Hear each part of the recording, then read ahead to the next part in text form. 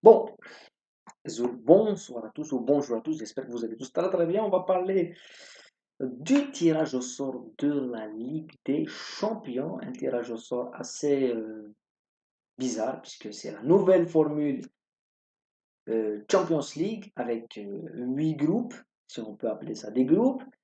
Tout le monde affronte presque tout le monde. On va essayer d'expliquer, on va essayer de détailler ça et d'expliquer ça. Après, on va parler des groupes et des affiches qu'on aura lors de cette nouvelle saison de la Champions League. Donc, avant de commencer, n'oubliez pas de vous abonner, de liker au maximum cette vidéo. La première chose que je voulais dire, c'est on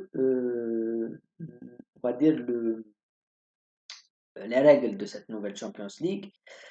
Premièrement, on a quatre chapeaux, quatre chapeaux où tu as les 8 premiers. C'est-à-dire que chaque chapeau a 8 équipes. Donc le premier chapeau, on a vu, c'est le Real Madrid, c'est City, c'est le Bayern, c'est le PSG, c'est le Barça, c'est Dortmund. C'est les champions. C'est presque les champions, c'est les premiers et les deuxièmes, on va dire, avec Liverpool aussi. Voilà, ça c'est le top 1, il y a le top le deuxième, le troisième, le quatrième chapeau. La nouveauté, c'est que il y a plus de matchs aller-retour, c'est-à-dire que les équipes ne s'affrontent pas aller-retour, mais chaque équipe de chaque chapeau, c'est-à-dire que l'équipe du chapeau 1 affronte deux équipes du chapeau 1, deux équipes du chapeau 2, deux équipes du chapeau 3 et deux équipes du chapeau 4. Ça, c'est pour tout le monde. Ils affrontent toujours deux équipes de chaque chapeau. Et c'est une IA, donc c'est une intelligence artificielle qui décide quel match se joue en aller et quel match se joue en retour. Mais si dans chaque chapeau, on va prendre le chapeau 1, par exemple le Real Madrid, ils sont tombés sur deux équipes du chapeau A, qui sont Dortmund et Liverpool. Si le match face à Dortmund se joue à domicile, automatiquement le deuxième match face à l'équipe du chapeau A se joue à l'extérieur. C'est la même chose avec les équipes du chapeau B, c'est-à-dire que si tu tombes contre deux équipes du chapeau B, là en l'occurrence c'est le Milan et c'est l'Atalanta, le Real affrontera le Milan à domicile et automatiquement le deuxième match se jouera à l'extérieur. Voilà, c'est uniquement ça. Après, tu as les 8 premiers qui se qualifient directement pour les huitièmes de finale et tu as jusqu'à la 16e place, c'est-à-dire que les 16 autres équipes vont jouer des barrages entre eux pour définir qui ira en huitième de finale affronter les 8 premiers de chaque poule. Donc, il y aura 24 équipes qui vont s'affronter. Et puis, ceux qui se qualifient pas pour les huitièmes, ceux qui ne sortent pas des poules, ceux qui ne se qualifient pas dans les barrages, ils sont éliminés définitivement. C'est-à-dire qu'il n'y a pas de repêchage en Europa League.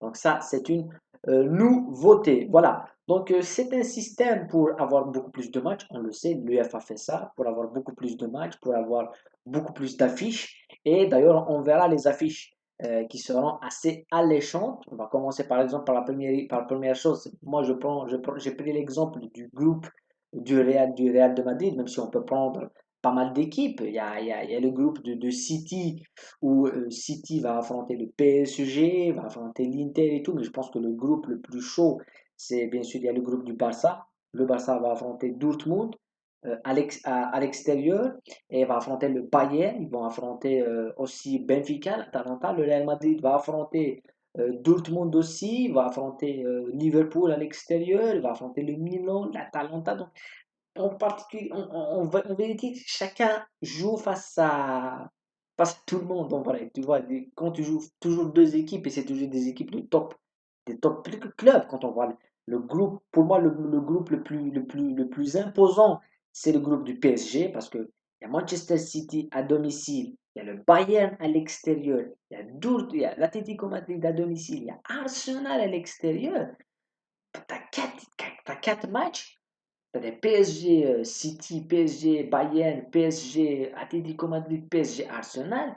C'est des affiches de huitième de finale. C'est-à-dire qu'en réalité, d'habitude, on n'en a qu'une dans les groupes. C'est-à-dire que d'habitude, on n'a que City, PSG, ou Bayern, PSG, ou City, Bayern. On n'a qu'une. Là, tu as City qui va affronter l'Inter, City qui va affronter le PSG, City qui va affronter la Juve, le Barça qui va affronter Dortmund, voilà. Dortmund qui va affronter le Barça et le Real de Madrid, c'est une curiosité. Moi, je suis très très curieux de voir ce que ça va donner. Je sais que ça va donner des matchs fous et je pense que ça serait une compétition.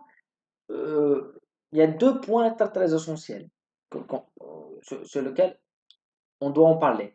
Le premier, c'est qu'on aura beaucoup plus d'affiches, on aura des matchs spectaculaires, ça c'est sûr, et match après match, il y aura du suspense, il y aura de l'attente, il y aura des équipes qui vont se classer quatrième, cinquième et qui voudront se qualifier pour le deuxième tour. Donc on aura des, ça c'est alléchant, ça c'est sûr et certain qu'on aura des matchs fous, le Bayern Barcelone, Bayern City, voilà, City PSG, on aura des matchs fous. Liverpool, Real Madrid, voilà. Donc ça va être la chose qu'on va attendre. On verra toutes ces affiches-là et c'est pas en aller-retour. Donc sur un seul terrain, j'aimerais bien savoir ce que ça va donner sur un seul terrain, ces matchs-là. Ce que ça va donner réellement.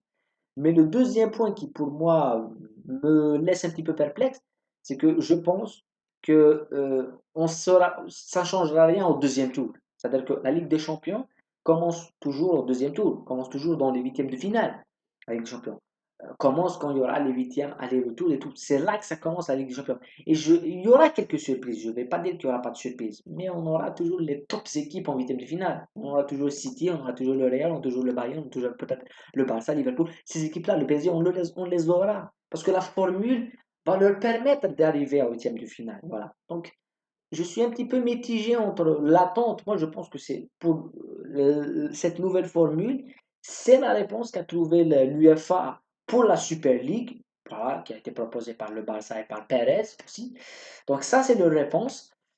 Mais c'est une réponse qui est bonne en tous les cas. Ça va permettre d'avoir beaucoup plus de matchs, beaucoup plus de droits télé pour les clubs et tout. Ça va nous occuper. Moi, moi, j'attends de voir. Moi, je sais que ça va être passionnant.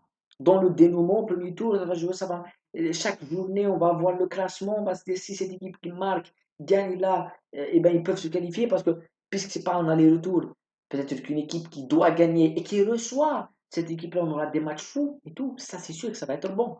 Mais je ne pense pas que ça va changer une chose aux favoris. C'est-à-dire que quand tu as le Real, tu as City, tu as Bayern, tout, c'est des favoris. Je ne vois pas le Real Madrid ne pas sauter de sa poule. Je ne vois pas le Real Madrid ne pas aller en huitième. Le Bayern, voilà. Donc ça, c'est l'analyse que je fais. Mais pour moi, on ne peut pas dire pour moi, l'équipe qui aura le plus d'adversité, évidemment, ça serait le PSG. Parce que le PSG, ils affronteront City, ils affronteront le Bayern, ils affronteront Atlético Madrid, ils affronteront le Arsenal, Girona, ils iront à Salzbourg, ils recevront le PSV. C'est des matchs de malade.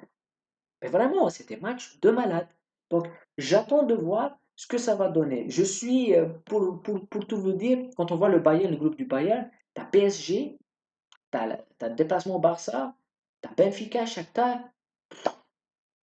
tu as l'équipe du Bayern qui va aller, je pense, dans la dernière journée, affronter Aston Villa à Villa Park. C'est magnifique.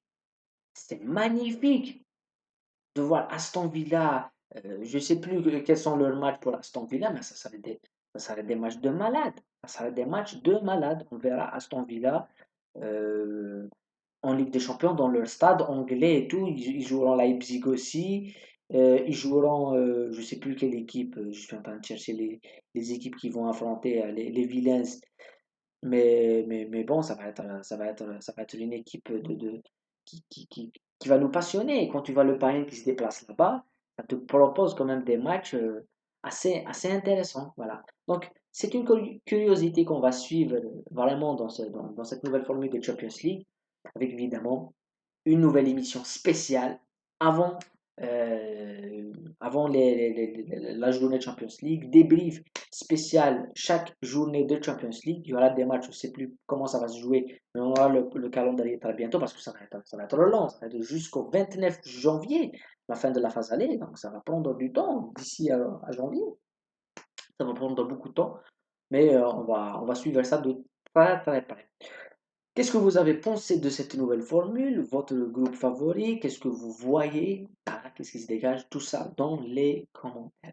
Je reste qu'à vous dire merci de nous avoir suivis. On se retrouve très très bientôt.